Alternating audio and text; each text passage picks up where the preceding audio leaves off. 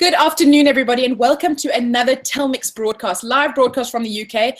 Thank you so much for everyone who is joining us today, both near and far. As you know, we run these broadcasts regularly on a monthly basis, and they're really out there to empower and enable our consultants with the latest advice, tips, and tricks, and things happening in the community, things happening in the market that will help them to grow and help them to establish themselves even more as independent consultants. So today is no different. And today we're talking about something that's very, very close to many consultants' hearts, and that is how to write a winning proposal, how to perfect that proposal that's going to be the sure thing that makes the clients select you when it comes to online marketplaces like Talmix. So as you'll know, this is being recorded, and every broadcast that is recorded is on our YouTube channel, but is also available on our resources page. So if you do want to watch it again, or if you want to share it with someone that you think may find benefit in it, please do so. We'll make sure the link is published afterwards. And also, if you want to chat along with us, do so on Twitter as well. You can follow us on We Are Talmix and send any questions that you might have throughout, and we'll try and keep an eye on our social media throughout the course of the half an hour and answer any questions that do come through. So let me introduce Luiza to you. Many of you have probably even spoken to Luiza, but if you haven't, Luiza, I'm very happy that you're joining me today. Luiza is part of the customer service and delivery team at Talmix. But Luiza, just in 30 seconds, tell us a little bit more about what you do and who you are. Okay, great. Hi, Katie. Hi, everyone. I'm Luiza. I'm part of the customer success team, which means that I'm responsible for providing consultants and clients with the best experience within Talmix. I've been working with projects in the UK, APAC, and Middle East for almost a year now, mostly in management consulting, retail, consumer, and leisure. At the customer success team, we support the client in finding the best consultant, and we also help you, the consultant, to tack on the best projects for them. Awesome. Thanks, Luiza. Thank you so much for your time. I know you're a busy woman, so it's good to have you. All right, so let's crack on. We've got lots to talk about, so do forgive us if we go slightly over the 30-minute mark, but we want to get as much in there as we can to help you perfect your proposal. So, Luiza, before we actually get into the whole proposal writing, talk to me a little bit about the types of things that consultants should typically keep an eye out for and look for in a brief that would form the fundamentals of a strong proposal. Great. So our consultants are more than often awesome at writing proposals, but where they do need some support, I would remind them of doing the following. After fully reading the brief, you should be focusing on, number one, the requirements. Make sure you double check all of them. Check if they need a specific language or a specific experience as a must-have skill. Also, check whether the project will be on site or can be done remotely. Say the client is looking for someone in Paris and I live in London. Even though I can be willing to pay for my relocation to perform the project, if the client can easily find someone already in Paris, why would they go through the effort of considering my profile? Of course, every rule has an exception, and if the project is completely unique, this may be the case. So judge it wisely before you dedicate some time to apply for it. If you have all the experience the client is looking for, if you've done similar projects before, if you feel strongly competitive for that project and your CV also show that, go for it. And that also takes me to the number 2 point. The number 2 is your CV must show what you're saying. So make sure you tailor it in accordance to the specific experience you're emphasizing on the proposal. Otherwise, it won't make a lot of sense from the client's perspective. I suppose, Luiza, you're right. I mean, you touch on quite a few things, but I suppose it's about, developing an eye to notice the things that are going to really make you successful, to determine whether you should spend your time on something that's relevant or not. As you say, if the client's looking for someone location-based or not, it's just developing an eye to notice those things out front. So tell me a little bit, about those kind of briefs, and we've all seen them, unfortunately. It does happen, where they may not hold all the information that a consultant needs to be able to develop a proposal, and especially tailor a proposal. What do you usually advise when consultants want to propose for a project, but the brief is just not quite fulfilling enough in terms of information? That's an excellent question, Katie. And unfortunately, as you said, this is much more usual than we would want it to be. Let me go back just a little bit before I answer this one. It's important to say that we do our best to gather as much information as possible to help the client write on the brief. Sometimes, though, it will either be a matter of confidentiality and they will only share the details with the selected consultants, or they'll be counting on the consultant's expertise to build up the scope better. And do your best on the proposal, because you will get more information before signing off any agreement. Okay, back to the question then. My best advice would be, 1, focus on the requirements again, that's a given. And 2, remember similar projects you've done before. Even though you don't know the specific deliverables for this one, if you've done something related in the past, you can easily use the same line of thinking and write a proposal based on that former approach, because you know that has already been successful. The client will be aware that you need more information in order to write a full consulting proposal. So their expectations are also tailored to seeing a short proposal with only your first ideas and the highlights of your experience. You won't be expecting a full and super detailed proposal from you. Okay, I suppose then it's about catching their attention. You know, it's saying the right things that speak to the brief, that catches their attention to want to get to know more about what it is. So let's have a look in terms of setting the rates in a proposal, Luiza. We recently, as you know, did a broadcast where we discussed the value, how to determine the value of independent consulting, and more importantly, how to set a rate according to that. So what would you do if a project, or what would you advise a consultant do if a project brief budget may not entirely be as accurate according to what the independent consultant thinks the customer needs? How do you, as Talmix, advise the consultants to handle that? What would you think they'd need to do?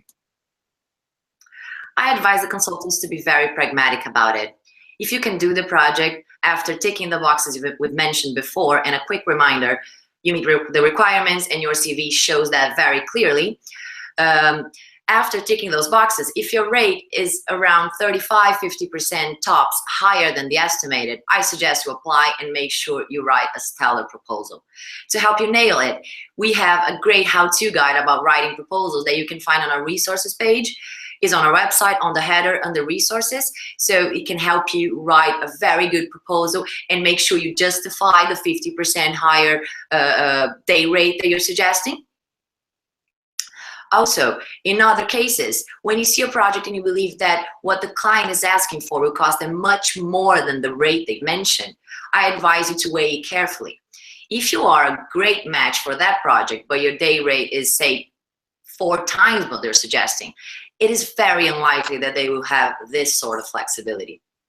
If the description says the budget is flexible, though, you then have 2 options. You can give us a call and ask for the customer success manager on that project. Just make sure you have the complete name of the project with you when you're doing so. Or just use the support button to ask the customer success manager again before spending some time on this proposal. We'll do our best to help you. We may not have all of the information that is needed, but we're always going to have some extra information to help you nail it. Cool. So just to clarify, an increase of about 50% is entirely doable as long as the consultant is able to motivate why and provide information as to why they think the budget should be a bit higher than it is. Is that correct? Yes, it is completely correct. I would say, again, you need to make sure that you tick the boxes before. So if you meet the requirements, you are a great match to that project, but your rate is still higher, you can just go there and make sure you justify it properly. And I suppose the beauty of, certainly your position at Talmix is that you deal with the clients on a daily basis. You deal with recurring projects. You get to know their business. You understand where they're going, so you understand what their vision is, and so you know the clients really well. And you certainly know them better than maybe what the brief might allude to. So for consultants who have questions and who think they'd like to pitch a slightly higher rate or a different rate, even if it's lower. It's probably a good idea for them to speak to you and to bounce things off of you to try and get some additional insight into how they set that proposal up. Yes, correctly. We're always here to help. And as I said before, we may not have all of the information that they would want to at this point, but we're always going to have something else that we may be able to share with them. Yeah, cool. So let's have a chat about, just for a few minutes, the whole idea of transferable skills.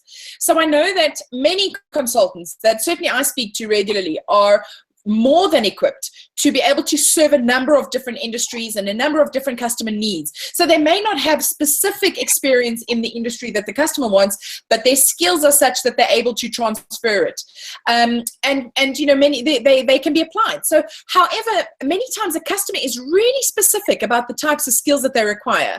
How important is it, from your point of view, for the consultant to really read the small print and to ensure that they are truly a good match for that project? That's very, very important, Katie. Appreciate we have transferable skills, and that 100% of the time our CVs won't show everything we're capable of doing. However, realistically speaking, when a client is looking for an expert, it is less likely that they'll be super flexible with mandatory requirements. So unless you tick 2 out of 3 boxes of the must-have requirements and can make a fantastic point why they should be engaging with you when you don't meet the last one of them, chances are that your proposal won't be the strongest in order to be attractive for the client at first glance. So pay attention to the requirements. A lot of them can be flexible, and in those cases, your proposal strength will be much higher, and therefore the likelihood of you winning it will increase as well. Awesome. So now we're gonna get into the detail of what really makes a good winning proposal. We've given some background, we've given the ideas, etc. But now we're going to look at some examples. And obviously at Talmix, I'm sure you've seen many proposals, which has the opportunity to be so much more and so much more developed and detailed. And in many cases, the consultant has gone as far as to merely revert the client to their profile for more information. You know, a simple throwaway phrase, thinking that might do it. We know that that's not sufficient, you know, and many clients look at that and they just pass it by and they move on. So what's your advice when it comes to proposal corner cutting through things like to be determined or please look at my CV? What kind of impression does that create? That you don't care enough. That's as simple as that. Never ever write a proposal with little to no details. Can you please put up the screen with the example of the proposal? Sure, let's have a look right now. I'm just going to share my screen so we can get that up. And so in the screen, we can see exactly. So in this screen, the consultant says, pitch deck, I did venture capital.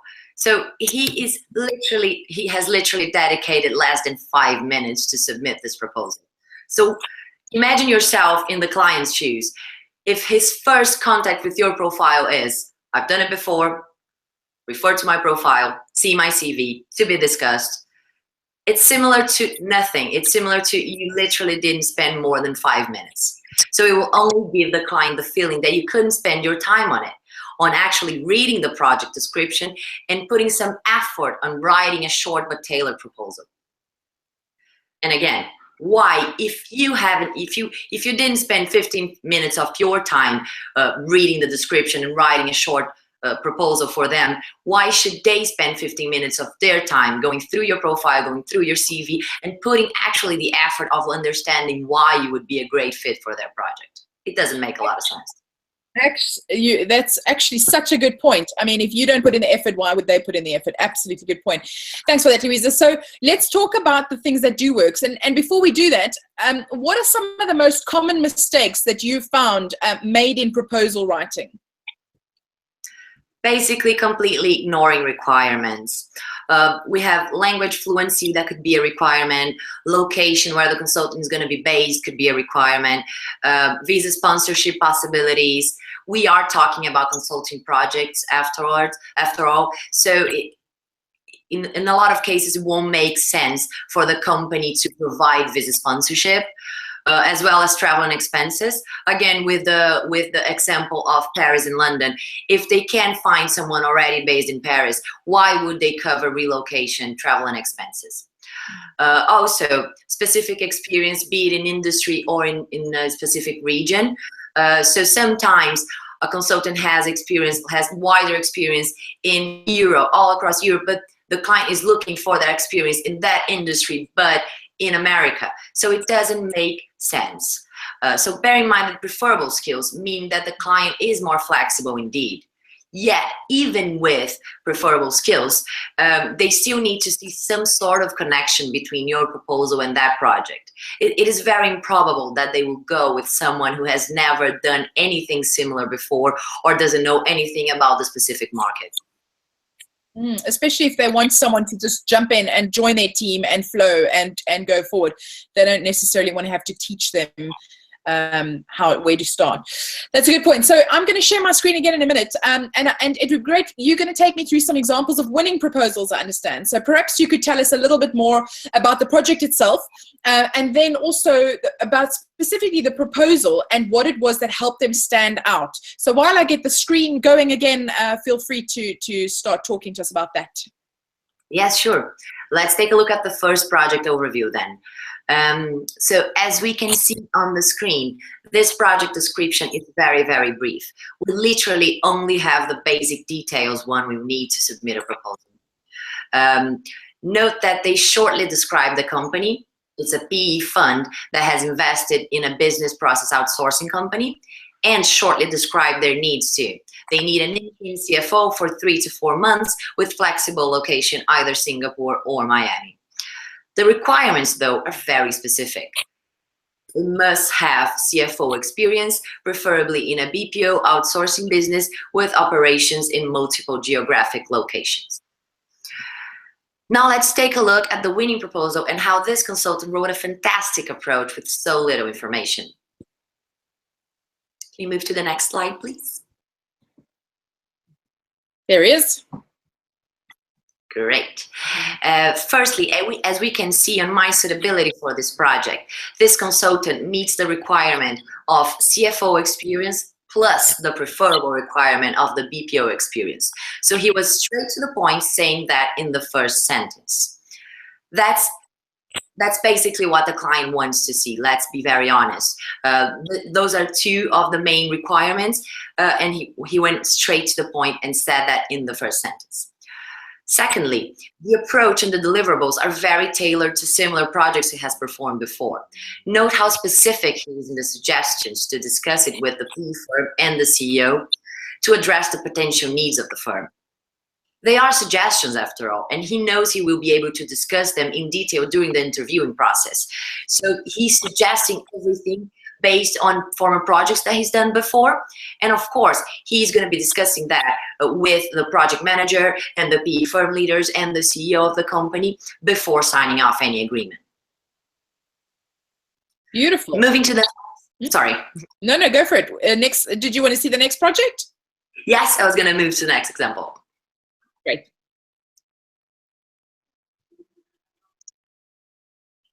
Is that the one you're after, Luiza?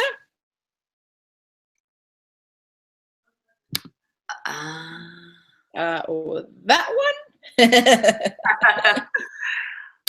Yes, I believe so, yes. Perfect. Sorry, the issues on our side, we have a bit of a delay in terms of sharing the screen, but we're there now. Okay. So the next example of the winning proposal is a slightly different one, a bit more structured, that was written for this project. Let's take a quick look at the project description. So this project description is also short on details. As we've mentioned before, this is much more usual than what we would want it to be. But it also has specific requirements because our clients are after experts in the end of the day. So the company needed a diagnostic for business transformation. So either a project manager or a transformation manager with experience in the Brazilian market, plus the experience of leading business transformations in Latin America before. Next slide, please. This is, okay, I think I'm on it already. Are you looking at the, sorry? Are you looking at the winning proposal now for that one? Yes, the winning proposal, the last slide. Perfect, it's there. Great. So this hired consultant, he went further and beyond and even split his approach and the deliverables into the 60 days the company suggested as a duration. He was very, very specific and detailed about it. Based on his former experience, again, the company had suggested 60 days, but it's only an approximate duration, and he based his whole experience and his whole approach in those days in order to be very structured. So under my suitability for this project, again, you can see that he met the requirements of PMO experience and several transformation projects in Brazil and other countries in Latin America. Not only he states that, but he emphasizes the results he was able to achieve in those projects. So he was very specific about his achievements within the projects that were very similar to what the client is looking for. He also highlights his language skills that were listed as nice to have in the project description, so another plus to his proposal and profile, which made him very strong, and he ended up winning the project. Excellent. And I think something that you just said, as I just stopped sharing my screen for a second, something that you said has stood out for me, and that's really about highlighting successes as well. I suppose a great thing about making you stand out, and again, it's another broadcast we've done, and we've written several blogs on this article, or on this topic rather, is highlighting successes that you've been responsible for, so that the client will relate to what you can do, but also can see what it looks like, what their vision looks like once it's delivered. And I suppose that's a great tip as well to introduce in proposal writing as well. Exactly, you're completely right, Katie, because then the client can see an example, a proper example of something that is much more real than what you're just saying that you can do. So you're saying, I did that and I've achieved that, and here's the proof. So that's basically what the client will be looking for ultimately. Absolutely. And just before we go to your final thoughts, another thing that just stuck out to me as well was obviously consultants are busy and time is precious, right? And you know, especially if you're now working as an independent person and you have to look after so many different facets of this new business that you're running, whether you run as a sole trader, or whether you choose to list yourself as a limited company, what have you. So, you know, I suppose, and correct me if I'm wrong, you have to be quite selective of the projects that you want to propose for, and make sure that you're absolutely right for it before you just blanket propose and hope that somehow, somewhere, something lands on your desk, right? I mean, if you put in the right amount of effort for the most suitable project, success is so much greater for you. Yes, exactly. And that's exactly what we advise consultants to do. Because even though you may be able, thinking again about the transferable skills, you may be able to perform several different projects, several different types of projects. There will be a certain amount that you'll be an expert on. And if you dedicate a good amount of time and a good amount of effort on writing a great proposal for that one, your chances will be much higher. So think about projects that you've done before, think about similar companies that you've worked for before, and make sure you highlight the successes that you said before, so the client can see that, can see the value that you're going to be able to add to the company. Absolutely. Wonderful. Well, Luiza, I see we are just on time. It's great. Timing is brilliant. I know you had some final thoughts. Tell me a little bit. So if there's one thing that a consultant takes home today, I mean, we've shared a lot of good information, but if there's one thing that you want a consultant to remember, what would that be? What are your final thoughts when it comes to proposal writing? I would remind them of doing 3 things, if I may, not only one. Yeah, go for it. The 3 things that I would tell consultants to keep in mind is double check the requirements, make sure your CV shows all the details that you've mentioned on your proposal. And if you have any questions, any queries, anything that you don't understand about the project description, remember that you can give us a call. Rather than spending some time on applying for projects you're not sure are the best for you, rest assured that there are customer success managers here that may be able to help. This will be the client's first contact with your profile, with your personal brand. And being an independent consultant, you know how important it is to make a great impression. So put the proper effort into each one of them and make sure you're there to impress. Also, as a last tip, to help you nail it and to help you keep informed, at our website, we also have an amazing resource hub where you can find some extra help and how-to guides, how to write a winning proposal, how to boost your profile, how to network. And besides that, we have a blog with some interesting pieces within our field and other interesting content. So make sure you take the best advantage and don't miss out on it. Go to our website at talmix.com, and on the header, as I mentioned before, you will find the resources. And enjoy!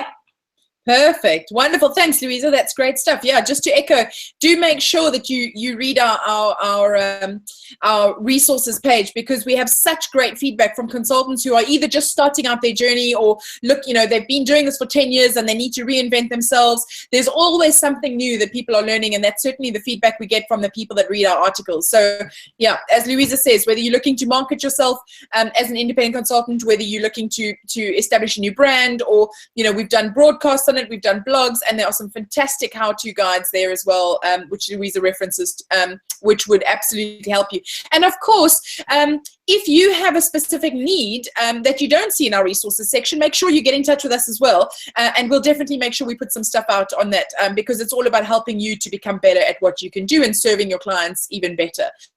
So make sure you have a look at that. Luiza, thank you so much for your time this afternoon. You've shared some great advice, some great tips. I was frantically listening as well at all the tips that you were putting out there. So very, very helpful. Thank you for your time. Thank you.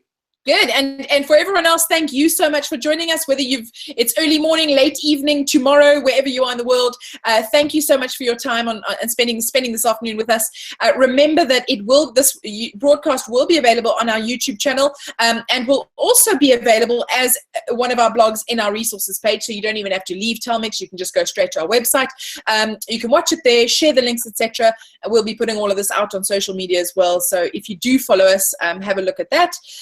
And just a reminder that we'll be running these broadcasts regularly. So our next one will be next month. So do keep an eye on your email inbox and on social media, and we'll let you know when the next one's about to happen. But until then, we take care. Good luck with your proposal writing, and of course, make use of the team. Everybody is there to help you win and to help you become even more successful at what you do. So have a wonderful afternoon, evening, morning, whatever it is. And until we meet again, we'll speak soon. Take care.